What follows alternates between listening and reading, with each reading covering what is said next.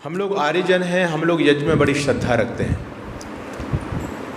और हमारे सनातन संस्कृति में जो हमारी पूजा का सबसे पुराना प्राचीनतम जो तरीका था वो यज्ञ ही था। कालांतर में हम उन चीज़ों को भूल गए। अब नई नई पूजा पद्धतियाँ समाज में विकसित हो रही हैं।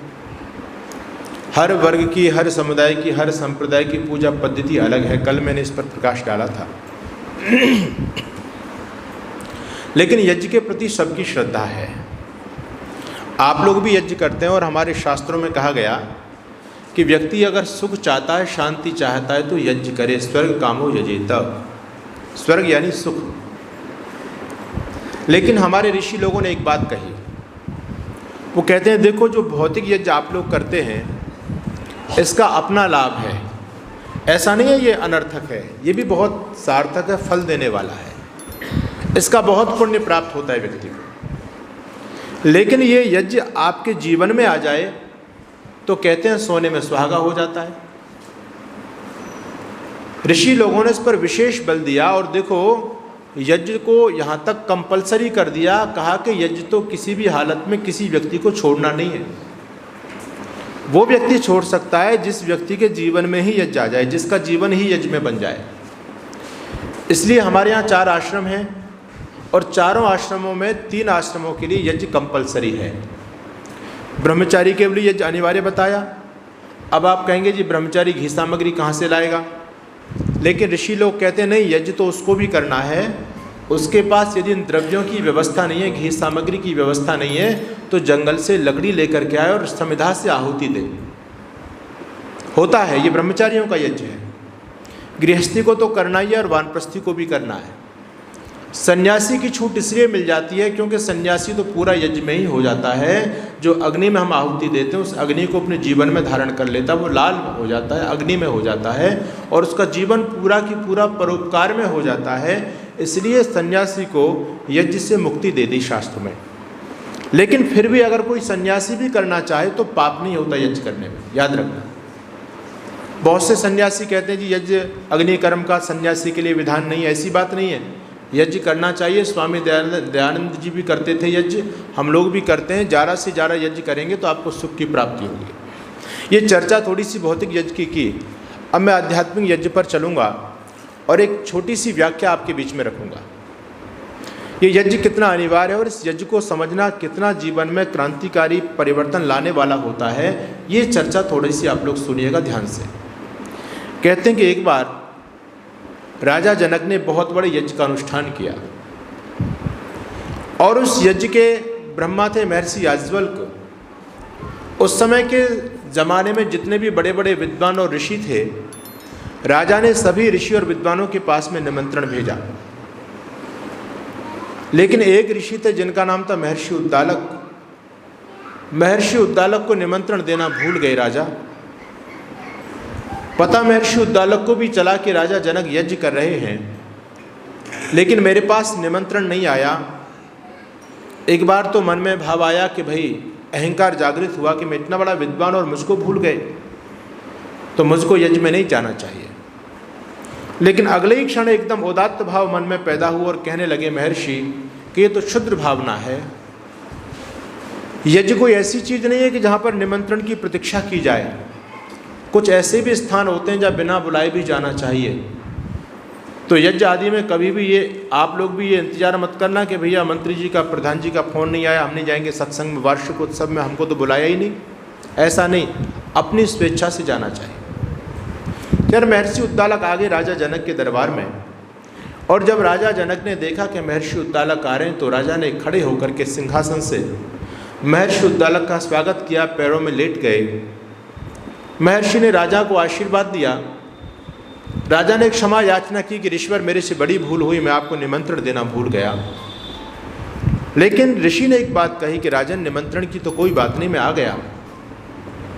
आप बहुत अच्छा काम कर रहे हैं और समय समय पर आप यज्ञ कराते ही रहते हैं, लेकिन क्या आपने इस यज्ञ को समझा है या वैसे ही कराते रहते हो? राजा जनक ने कहा कि महर्षि अगर मैं यज्ञ के लाभ को न समझा हुआ होता तो फिर मैं यज्ञ क्यों करता? तो महर्षि उद्दालक कोई सामान्य ऋषि नहीं थे, थोड़ी सी मन में कुछ ना कुछ बात रही होगी। तो महर्षि उद्दालक ने कहा कि राजन, अगर आप यज्ञ को समझ गए हैं तो मैं आपसे कुछ प्रश्न पूछना चाहता हूँ, यज्ञ के बारे में मेरे प्रश्नों का उत्तर दीजिए।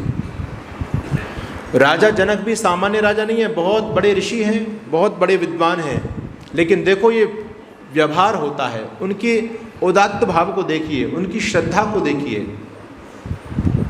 जब महर्षि उद्दालक ने कहा तो राजा जनक ने हाथ जोड़ लिए और कहने लगे कि प्रभु, मैं एक सामान्य सा राजा हूँ, आप इतने बड़े ऋषि हैं, भला मैं आपके प्रश्नों का कैसे उत्तर दे सकता हूँ। लेकिन महर्षि उद्दालक कहते हैं कि राजन, अगर आप उत्तर नहीं दे सकते तो आपके यज्ञ के जो ब्रह्मा हैं उनसे कहो मेरे प्रश्नों का उत्तर दें और उसके बाद यज्ञ प्रारंभ करें। महर्षि याज्ञवल्क्य बैठे हुए थे और महर्षि याज्ञवल्क्य ने कहा कि ऋषिवर, पूछो आप क्या पूछना चाहते हैं। महर्षि उद्दालक ने 3 प्रश्न किए और 3 प्रश्न हमारे जीवन के लिए बहुत ही ज़्यादा आवश्यक है। पहला प्रश्न किया महर्षि उद्दालक ने, किम स्वित यज्ञस्य आत्मा, यज्ञ की आत्मा क्या है। जिस प्रकार से हमारा शरीर है और हमारे शरीर के अंदर भी एक आत्मा है, उसी प्रकार से जो हम ये सुबह यज्ञ करते हैं, भौतिक यज्ञ, इस यज्ञ की भी एक आत्मा होती है। तो पहला प्रश्न करते हैं किम स्वित यज्ञस्य आत्मा, और दूसरा प्रश्न कर दिया महर्षि उद्दालक ने, किम स्वित यज्ञस्य प्राण, यज्ञ का प्राण क्या है। प्रश्नों को ध्यान से सुनते चले जाना, आपको याद होने चाहिए 3 प्रश्न। और अंतिम प्रश्न किया किम स्वित यज्ञस्य सार, यज्ञ का सार क्या है। ये 3 प्रश्न बहुत महत्वपूर्ण और बहुत ही गंभीर प्रश्न थे, लेकिन महर्षि याज्ञवल्क्य बहुत बड़े शास्त्रों के विद्वान मनीषी थे, वेदों के ज्ञाता थे। महर्षि याज्ञवल्क्य ने समय नहीं लगाया और महर्षि याज्ञवल्क्य ने पहले प्रश्न का उत्तर दिया, स्वाहा वाड्वै यज्ञस्य आत्मा। आप लोग जब यज्ञ करते हो ना और मंत्र पूरा होता है, जब हवि अग्नि में छोड़ते हो तो एक शब्द बार बार रिपीट करते हो, बार बार बोलते हो। कौन सा शब्द है वो? स्वाहा। तो महर्षि याज्ञवल्क्य कहने लगे कि ऋषिवर, स्वाहा वाड्वै यज्ञस्य आत्मा, ये जो स्वाहा बोला जाता है मंत्र के बाद में, यही तो यज्ञ की आत्मा है। बहुत से याग ऐसे भी होते हैं जिन यागों में स्वाहा न बोल के वौषट कह करके आहुति छोड़ी जाती है। दक्षिण भारत में हम लोगों ने यज्ञों को देखा, बड़े बड़े यज्ञ चलते हैं, महीनों महीनों तक चलने वाले यज्ञ होते हैं, सोम याग होते हैं। उन यागों के अंदर आप लोग स्वाहा करके आहुति देते हैं, वो वौषट बोलते हैं। बहुत से लोग वौखट बोल करके आहुति देते हैं। स्वाहा कहिए या वौषट कहिए, बात एक ही है। तो पहले प्रश्न का क्या उत्तर दिया ऋषि ने? स्वाहा। यज्ञ की क्या है? आत्मा है। जैसे हमारे शरीर के अंदर आत्मा है और आत्मा जानते हैं कि आत्मा प्रधान है, आत्मा मुख्य है, बिना आत्मा के कुछ भी नहीं, उसी प्रकार से यज्ञ की आत्मा है स्वाहा।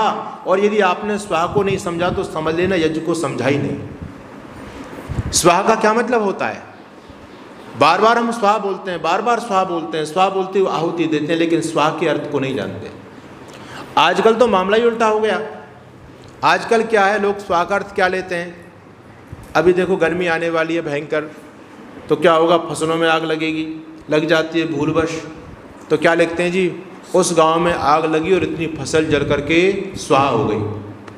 उसके घर में आग लगी और इतना सामान जल करके स्वाहा हो गया। स्वाहा का मतलब क्या मान लिया हमने? नष्ट हो जाना, खत्म हो जाना, भस्म हो जाना। लेकिन यदि आप स्वाहा का अर्थ पढ़ना चाहते हो, समझना चाहते हो, तो ऋषि दयानंद की ऋग्वेदादि भाष्य भूमिका को उठा करके देखना। महर्षि दयानंद ने कितना आध्यात्मिक स्वाहा का अर्थ किया है, और 2-3 अर्थ स्वामी जी वहाँ पर स्वाहा के करते हैं। लेकिन मैं एक व्यवहारिक सा अर्थ, ऐसा अर्थ आपके बीच में बताना चाहता हूँ जो जीवन भर आपको याद रहेगा, और यदि उस चीज़ को आपने अपने जीवन में धारण कर लिया तो आपका जीवन भी यज्ञ में बन जाएगा। स्वाहा हम जो पद बोलते हैं, इस पद के अंदर 3 शब्द हैं। कौन कौन से? स, वा और ह। अगर स्वाहा को आप समझना चाहते हैं तो उसमें से स को हटा दो, क्या बचेगा? वाह। स्वाहा का पहला अर्थ है वाह। वाह का मतलब जानते हो? जहाँ पर भी आप अच्छा काम होता हुआ देखें, कोई भी अच्छा काम करता है, परिवार में, समाज में, राष्ट्र में, आपका भाई हो, बंधु हो, पत्नी हो, तो आपकी वाणी से क्या निकलना चाहिए? वाह वाह, क्या बात है, कितना अच्छा काम कर रहे हो आप। समझ लेना आप पुण्य के भागी बन गए। आपने यज्ञ को समझ लिया, यही तो यज्ञ है। आप अपनी वाणी से तो स्वाहा स्वाहा बोलते रहे और समाज में कोई अच्छा काम करता तो उसकी टांग खींचते रहे, तो तुमने यज्ञ को कुछ भी नहीं समझा। ठीक है, भौतिक यज्ञ करते हो, उसका जो लाभ मिलना है वो मिलेगा, उसका पुण्य आपको मिल जाएगा, लेकिन उसके बड़े प्रधान लाभ से आप लोग चूक गए। आज समाज में हम क्या देखते हैं, हम प्राय दूसरा कोई व्यक्ति अच्छा काम करता है तो उसके काम की प्रशंसा नहीं करते, मन में कहीं ना कहीं ईर्ष्या द्वेष का भाव रहता है, उसकी टांग खिंचाई करते हैं। और बहुत से लोग तो मैंने यहाँ तक देखे कि कोई अच्छा भी काम करता है तो लोग क्या कहते हैं, अरे भैया कुछ नहीं, सब लोगों के धंधे हमने देख लिया, आजकल कुछ भी नहीं, सब लोग धंधेबाज हैं, बाबा बाबा भी घूमते हैं ना, ये भी कुछ नहीं है, सब अपने काम में लगे हुए हैं। ये समझ लेना, इतना बोल करके उस व्यक्ति ने कितना बड़ा पाप की गठरी अपने सिर पर रख ली। तो ऋषि कहते हैं कि ये स्वाहा नहीं है। आप जहाँ पर भी अच्छा काम देखो, घर में पति ने कहा कि पत्नी श्रीमती जी से कि देवी जी आज तो आर्य समाज में सत्संग है, आज तो जाना पड़ेगा, यज्ञ में हमको चलना चाहिए। देवी जी ने कहा वाह पतिदेव वाह, कमाल कर दिया, कितनी अच्छी बात कह रहे हो, अवश्य चलेंगे। वो देवी जी तो यज्ञ में बाद में आएगी, लेकिन उसने जब वाह बोल दिया तो समझ लेना यज्ञ का पुण्य उसको वहीं पर मिल गया। इसलिए ऋषि कहते हैं घर परिवार आज आपके टूट रहे हैं, क्यों? क्योंकि वाह नहीं रही। हम कंजूसी करते हैं, मतलब इतने कृपण हो गए, कोई अच्छा काम करता है तो हम उसकी पीठ भी नहीं थपथपा पाते। बहुत से परिवारों में मैं देखता हूँ झगड़ा हो जाता है, और झगड़ा कभी कभी ऐसा भी हो जाता है पति पत्नी में बोलचाल बंद हो जाती है। और बोलचाल बंद हो जाती है, जब पहुँचते हैं राजीनामा कराते हैं, पूछते हैं बहन जी क्या बात हो गई, क्यों नहीं बोलते हो, क्या दिक्कत है घर में? तो कभी कभी तो ऐसी भी समस्या आती है, बहन जी कहती है स्वामी जी क्या बताऊं, जब से इस घर में आई हूं तब से मैं कितना ही कर लूं, इनके लिए दिन रात मरती रहती हूं, लेकिन कभी भी इनकी वाणी से 2 शब्द मेरे लिए अच्छे नहीं निकले। वाह नहीं बोला, यानी जीवन यज्ञ में नहीं है, हमने यज्ञ को समझा नहीं, इसलिए परिवार भी टूटते हैं, परिवार में सुख नहीं मिल सकता। इसलिए ऋषि याज्ञवल्क्य कहते हैं स्वर्ग कामो यजेत, सुख चाहते हो तो यज्ञ में जीवन बना लो, इन चीज़ों को अपने जीवन में धारण कर लो। ये है स्वाहा का मतलब। एक और भी अर्थ होता है स्वाहा का। अभी आप लोगों ने स्वाहा में से स को हटाया था, क्या बचा था जी सोनी जी? वाह बचा था। अब वाह में से वाह को हटा दो, क्या बचेगा? आह। ये स्वाहा के 2 अर्थ होते हैं, वाह और आह। आप किसी अच्छे संपन्न धनी व्यक्ति को, सुखी व्यक्ति को देखो तो वाणी से वाह निकलना चाहिए, और यदि किसी दुखी दीन व्यक्ति को देखो, दरिद्र व्यक्ति को देखो, दुखिया को देखो तो वाणी से क्या निकलना चाहिए? आह निकलना चाहिए। समझ लेना आपका जीवन सफलता की तरफ जा रहा है। किसी दुखिया के दुख को देख करके आपके मन में यदि संवेदनाएं पैदा नहीं होती तो हम किस बात के मनुष्य हैं? हमारे कभी लोग गाते हैं कि भूखा प्यासा पड़ा पड़ोसी तूने रोटी खाई क्या? अरे वो रोटी भी खाना है क्या? एक व्यक्ति हमारे पास में भूखा है बेचारा, उसको आवश्यकता है, उसकी सहायता की आवश्यकता है, हम उसकी सहायता नहीं कर पा रहे और तुम धन्ना सेठ हो, तुम्हारे धन का लाभ क्या है? अभी बहन जी बोल रही थी ना सुदामा वाली बात, यही तो मानवता है। यूं भरने को तो दुनिया में कहते ना, अकेला ही जो खा खा कर सदा गुजरान करते हैं, अकेले ही जो खा खा कर सदा गुजरान करते हैं, यूं भरने को तो दुनिया में पशु भी पेट भरते हैं। पथिक जो बांट कर खाए उसे इंसान कहते हैं, पराया दर्द अपनाए उसे इंसान कहते हैं। राष्ट्रकवि मैथिली शरण गुप्त भी इसी भाव को लिखते हैं, कहते हैं यही पशु प्रवृत्ति है जो आप ही चरे, और वही मनुष्य है कि जो मनुष्य के लिए मरे। मनुष्यता तो इसी में है कि कोई दीन दुखी मिल जाए आपको तो उसकी सेवा में कदापि पीछे मत रह जाना, जीवन आपका सफलता की तरफ बढ़ता चला जाएगा। इसलिए इन दोनों चीज़ों को जीवन में जरूर धारण करना, एक तो वाह को और एक आह को। और ये सबसे बड़ा ये मानव की संवेदना इसी में है। आपने किसी दुखिया को देखो, बहुत से तो बेचारे ऐसे होते हैं जो वास्तव में बहुत ज़्यादा दीन दुखी हैं, तो आपके पास भगवान ने सामर्थ्य दिया है तो आपका सामर्थ्य उनके काम आने के लिए होना चाहिए। और याद रखना, यदि आप अपने सामर्थ्य को सेवा में लगाते हैं तो आपका सामर्थ्य कम होने वाला नहीं है, बल्कि आपका सामर्थ्य बढ़ने वाला है, क्योंकि सामर्थ्य को देने वाला परमपिता परमात्मा है। और प्रभु अपनी वेद वाणी में कहते हैं स्तुता मया वरदा वेद माता प्रचोदयंताम पावमानि द्विजानाम आयु प्राणम प्रजाम पशुम कीर्तिम द्रविणम ब्रह्म वर्चसम मह्यम दत्वा ब्रजत ब्रह्मलोकम। तुम्हारे पास जो कुछ भी है, आयु प्रजा पशु कीर्ति, जो कुछ भी धन संपत्ति जो कुछ भी है, मह्यम दत्वा, उसको मुझे दे दो, ब्रजत ब्रह्मलोकम, और ब्रह्मलोक को, मुक्ति को प्राप्त हो जाओ, मोक्ष धाम को प्राप्त हो जाओ। परमात्मा को देना क्या है? परमात्मा को देना है ईश्वरीय कार्यों में लगाना अपने सामर्थ्य को, किसी दीन दुखी की वेदना में शरीक होकर के उसके दुख को दूर करना, ये सबसे बड़ा यज्ञ है। ये कोई कम बात समझते हो क्या आप लोग? कहते हैं कि एक बुढ़िया माँ थी, गांव की बुढ़िया माँ बेचारी अपने छप्पर में रहती थी, बड़ी दरिद्र थी, बड़ी गरीब थी। उसका एक ही बेटा था, उसका जीवन में और कोई परिवार में नहीं था, केवल एक ही बेटा था। और बेटा बहुत लंबे समय से शहर में जाकर के काम करने लग गया। वो बेटा अपनी बुढ़िया माँ के लिए हर महीने 1000 रुपये का मनी ऑर्डर भेजता था। बुढ़िया माँ हर महीने बड़ी प्रतीक्षा करती थी कि आज मेरे बेटे के पैसे आने वाले हैं जिससे मेरा जीवन चलता है। डाकिया के द्वारा मनी ऑर्डर आया करता था। एक दिन डाकिया आता है, हर महीने मनी ऑर्डर देने के लिए आता था, लेकिन जब डाकिया आता था तो बुढ़िया माँ बड़ी प्रसन्न हो जाती थी, खुश हो जाती थी और उस डाकिया से एक बात कहती थी, बेटा तू पैसा दे करके तो मुझे जाता है, लेकिन मेरे बेटे से भी 2 बात करा दिया कर। सालों हो गए मेरा बेटा आया नहीं है वापस मेरे पास में, पैसा तो हर महीने मेरे लिए भेजता है, इतना मेरा ख्याल रखता है। डाकिया आनाकानी करता था, लेकिन वो बूढ़ी माँ नहीं मानती थी, तो डाकिया अपने फ़ोन से उसकी 2 बातें करा दिया करता था। अब डाकिया आया, उसने फिर जिद की। डाकिया कहने लगा, माँ मेरा काम है केवल पैसा देने का, बात कराना मेरी कोई ठेकेदारी नहीं है। लेकिन वो बुढ़िया बड़ी भावुक हो जाती थी, उसकी आंखों में आंसू उतर आते थे, तो डाकिया भी भावुक हो जाता था और कहता था, तू नहीं मानती तो बस 1 मिनट में अपनी बात को पूरा कर लिया कर, क्योंकि फ़ोन में भी माताजी पैसे कटते हैं बात करने के, ऐसे नहीं है। खैर वो बूढ़ी माँ थी और डाकिया भी द्रवित हो गया और उसने फ़ोन लगा दिया उसके बेटे के पास में। बेटे ने लगभग 2 मिनट भी नहीं, बस 1 मिनट में बात पूरी कर ली उस बूढ़ी माँ ने, और बात करके बड़ी प्रसन्न हुई कि मेरे बेटे से बात हो गई। और अपने डाकिया ने 100 के 10 नोट उसके हाथ में थमाए। बूढ़ी माँ ने उसमें से 100 का नोट डाकिया को वापस दिया और कहने लगी, बेटा तू हर महीने मेरे लिए पैसे लेकर के आता है और मेरी बेटे से मेरी बात भी कराता है, ये 100 रुपये तू अपने लिए रख ले। डाकिया ने बहुत मना किया कि नहीं माताजी ऐसा नहीं हो सकता, आप पूरा पैसे रखो, कोई बात नहीं, मैं बात करा देता हूँ, कराता रहूँगा, कोई चिंता की बात नहीं है। लेकिन बूढ़ी माँ कहती, नहीं बेटा ये तो मेरा आशीर्वाद समझ करके रख ले, तेरे फ़ोन में पैसे भी खर्च होते हैं, तू हर महीने मेरी बात कराता है, अरे 100 रुपये ही तो मैं तुझे दे रही हूँ, कुछ ज़्यादा नहीं है, इनको रख ले, मेरा आशीर्वाद मान। उस बूढ़ी माँ ने जब ज़्यादा आग्रह किया तो डाकिया ने 100 रुपये वापस अपनी जेब में रख लिए। और जैसे ही डाकिया अपनी साइकिल उठा करके जैसे ही आगे बढ़ने लगा, वो बूढ़ी माँ अपनी छप्पर में छान में चली गई, अपनी कुटिया में चली गई।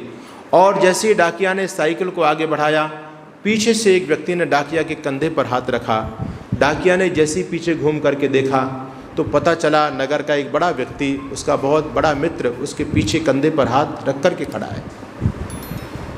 डाकिया ने कहा, भाई साहब आप यहाँ क्या कर रहे हो? वो कहता, मैं किसी काम से किसी व्यक्ति से मिलने आया था, लेकिन राम प्रकाश मुझे एक बात बता, ये तू क्या करता है? तू इस बुढ़िया को 1000 रुपये दे रहा था। वो डाकिया कहता है, भाई साहब ये बुढ़िया नहीं मेरी माँ है। वो कहता, झूठ क्यों बोलता है, तेरी माँ तो आज से 4-5 साल पहले ही मर गई और तू इस गांव का भी नहीं है, ये बूढ़ी माँ तेरी माँ कैसे हो गई? और हाँ, तू जो मेरी बात कराता है, अभी ये बूढ़ी जो बात करी थी फ़ोन से, क्या इसी से मेरी बात कराता है क्या? और तू बात कराने के मुझको भी पैसा देता है, उस ज़माने में फ़ोन सुनने के भी पैसे लगते थे। कहता तू मुझको भी बात कराने के पैसे देता है, इस बुढ़िया को भी 1000 रुपये देता है, ये मामला क्या है, इस बात को तो बता। डाकिया की आंखों में आंसू आ गए और कहने लगा, भाई साहब आप यदि पूछना चाहते हो तो मैं बता ही देता हूँ, बाकी मैंने आज तक किसी को बताया नहीं। डाकिया कहने लगा, आज से सालों साल पहले इस बूढ़ी माँ का एक ही बेटा था जो शहर में काम करने के लिए गया था। हर महीने इस बूढ़ी माँ के लिए, अपनी माँ के लिए 1000 रुपये का मनी ऑर्डर भेजा करता था। हर महीने मैं ही मनी ऑर्डर लेकर के पहुँचता था, लेकिन एक बार मनी ऑर्डर नहीं आया। इस बूढ़ी माँ के नाम से एक पत्र आया और वो पत्र इसके बेटे ने नहीं लिखा था, बल्कि इसके बेटे के दोस्त ने पत्र लिखा था। और मैंने जब पत्र पढ़ा तो उस पत्र में लिखा था, माँ अब तेरा बेटा दुनिया में नहीं है, वो दुनिया से चला गया, उसकी मौत हो गई है। मैंने जब उस पत्र को पढ़ा तो मैंने इस बात को उस बूढ़ी माँ को आज तक नहीं बताया, उस पत्र को छुपा लिया। मैं जानता था कि इस बूढ़ी को यदि पता चल गया तो ये मर जाएगी, जी नहीं पाएगी, लेकिन बात तो मैंने छुपा ली। लेकिन अगर इसके पास में हर महीने खर्चा नहीं पहुंचता तो ये भी व्याकुल हो जाती, फिर भी मर जाती, ये भी चिंतित हो जाती, क्या बात है, मेरे बेटे के पैसे नहीं आ रहे, क्या बात है। तो डाकिया कहता है, भाई साहब मेरी भी माँ आज से 2.5 साल पहले दुनिया से चली गई। मैं अपनी माँ के लिए 1000 रुपये मनी ऑर्डर करता था हर महीने। मैंने सोचा कि मेरी माँ तो चली गई, मेरी माँ को पैसों की आवश्यकता नहीं है, इस माँ को पैसे की आवश्यकता है। मैं जो 1000 रुपये अपनी माँ के लिए भेजता था, वही 1000 रुपये मैंने अपनी जेब से इस बूढ़ी माँ को देने शुरू कर दिए। और ये बार बार कहती है मेरे बेटा से बात करा दिया कर, मेरे बेटा से बात करा दिया कर। तो भाई साहब, मैं आपसे पहले बात करके आता हूँ और आपसे पहले कह देता हूँ, एक बूढ़ी माँ का फ़ोन करूँगा, मैं आपसे बात कराऊँगा, आप उसके बेटे बन करके 2 अच्छी बातें उससे कर लेना, इसी में वो खुश हो जाएगी। मुझे बताओ, क्या ये छोटा यज्ञ है? ये यज्ञ किसी से कम है क्या? इसलिए ऋषि ने कहा कि जीवन में यदि तुम्हारे जीवन में आ नहीं है, किसी दीन दुखिया दरिद्र को देख करके तुम्हारा सीना, तुम्हारा हृदय द्रवित नहीं होता है, तो हम किस बात के इंसान हैं? आज मैं देखता हूँ समाज के अंदर लोगों के पास बहुत धन संपत्ति है, लेकिन वो धन संपत्ति किस काम की? याद रखो, ये बहुत गंभीर बात मैं आपके सामने बोल रहा हूँ। धन संपत्ति का उपयोग है समाज की सेवा में लगा देना। धन की 3 गति बताते हैं विद्वान लोग शास्त्र में, दान, भोग और नाश, ये 3 धन की गति होती है। लेकिन जो दान है वो सर्वोत्तम गति बताई, कहते हैं जो दिया सो बोया। आप यदि किसी को दे देते हो तो फसल के बोने के समान है। और फसल में बोने की क्या विशेषता होती है? आप 1 दाना डालते हो जमीन में और 1 दाने से कितने दाने पैदा होते हैं? सरसों की फसल आपने देखी है, किसान 1 दाना डालता है और 1 दाने से हजारों दाने पैदा हो जाते हैं। बाजरा आप देखते हैं, 1 दाना डालते हैं और उसकी बाल में हजारों दाने पैदा हो जाते हैं। विद्वान लोग कहते हैं जो दिया सो बोया, आपने यदि किसी को दे दिया है तो समझ लेना आपने फसल बो दी, और वो फसल जब आपको मिलेगी तो हजारों लाखों गुना बढ़ कर के आपको प्राप्त होगी। लेकिन समाज में कुछ ऐसे भी लोग होते हैं जो होते हैं ना, वो उनको क्या बोलते हैं आपके यहाँ? रेबा बोलते हैं, बिजू का क्या बोलते हैं उनको, जो खेत में खड़ा कर देते हैं किसान लोग? हाँ, रेबा बोलते हैं उसको। बहुत से लोग ऐसे भी होते हैं, रेबा क्या करता है, ना खुद खाता है ना किसी को खाने देता है। तो समाज में भी ऐसे लोग हैं जिनके पास भगवान ने दिया तो बहुत है, ना खुद अपनी संपत्ति का उपयोग कर सकते। इतना कुछ दिया है कि लोग टेंशन में ही बैठे रहते हैं कि इस धन को कैसे संभाल करके रखें, इसकी सुरक्षा हम कैसे करें। तो वो ना तो खुद प्रयोग कर सकते और ना किसी दीन दुखी की सेवा में दे सकते। ऐसे धन का कोई भी लाभ नहीं है। मैंने देखा एक बार एक व्यक्ति बहुत ज़्यादा परेशान, अपने पेट को पकड़ करके रो रहा है बुरी तरह से। मैंने कहा क्या बात है? वो कहता जी महाराज 2 दिन से भूखा हूँ, कुछ मिला नहीं खाने के लिए, पेट में दर्द हो रहा है, पेट में चूहे कूद रहे हैं। व्यक्ति दुखी है, उसको भोजन नहीं मिला है। आज भी मेरे देश में न जाने कितने लोग ऐसे होते हैं जो शाम को भूखे पेट सो जाते हैं, उनके पास में खाने की व्यवस्था नहीं होती। आगे जब बढ़े तो देखा एक व्यक्ति वहाँ पर भी आगे भी रो रहा है, पेट को पकड़ करके बुरी तरह से। मैंने कहा क्या बात होगी, तुझको क्या दिक्कत है? कहता जी ज़्यादा खा लिया, पेट में दर्द हो रहा है। एक व्यक्ति ये भी रो रहा है जिसको खाने के लिए नहीं मिला, इसके पेट में दर्द है। और एक वो भी व्यक्ति जो ज़्यादा खा चुका इसलिए उसके भी पेट में दर्द हो रहा है। मैंने कहा रे भले आदमी, तुझको भगवान ने बहुत ज़्यादा दिया था, तू उतना ही खाता जितनी तुझको आवश्यकता थी, और शेष बचे भोजन को उस गरीब को खिला देता तो ना तेरा पेट दुखता ना इसका पेट दुखता। अरे यही तो यज्ञ है, यही तो मानवता है। एक व्यक्ति दुखी है और हम उसकी कोई मदद नहीं करते, उसका कोई सहयोग नहीं करते, तो किस बात का हमारा जीवन है? इसलिए संकल्प लेना हमको जीवन में अवश्य है कि हम अपना स्वभाव बनाएं कुछ ना कुछ देने का। देखो ये हम लोगों में बहुत कृपणता आ गई है, हम विशेष करके हिंदू समाज में और विशेष करके आर्य समाज में। बुरा मत मानना मेरी बात का, लेकिन हकीकत बोल रहा हूँ मैं। हम देखते हैं सरदार लोग, आपको आज तक कोई गरीब नहीं मिला होगा। कभी गुरुद्वारों में आप जाइए, सबके लिए भंडारे लगे हुए हैं, सबके लिए दरवाजे खुले हुए हैं, आप रात में जाओ दिन में जाओ, लेकिन हमारे मंदिरों में साधु सन्यासियों को भी लोग नहीं ठहरने देते।